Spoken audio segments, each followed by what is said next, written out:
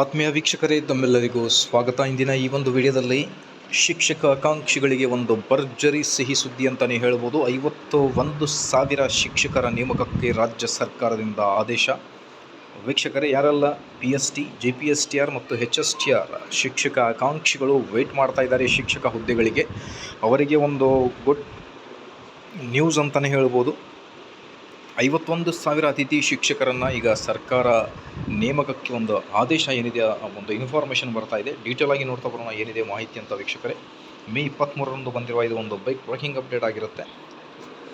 ರಾಜ್ಯದ ಸರ್ಕಾರಿ ಪ್ರಾಥಮಿಕ ಹಾಗೂ ಪ್ರೌಢಶಾಲೆಗಳಿಗೆ ತಾತ್ಕಾಲಿಕವಾಗಿ ಅತಿಥಿ ಶಿಕ್ಷಕರ ನೇಮಕಕ್ಕೆ ಸರ್ಕಾರ ಆದೇಶ ಹೊರಡಿಸಿದೆ. ಸರ್ಕಾರಿ ಪ್ರಾಥಮಿಕ ಶಾಲೆಗಳಿಗೆ 40,000 ಹಾಗೂ ಸರ್ಕಾರಿ ಪ್ರೌಢಶಾಲೆಗಳಿಗೆ 11,000 ಶಿಕ್ಷಕರ ನೇಮಕ ಮಾಡಿಕೊಳ್ಳಲು ಸರ್ಕಾರ ಮಂಜೂರಾತಿ ನೀಡಿ ಆದೇಶಿಸಿದೆ.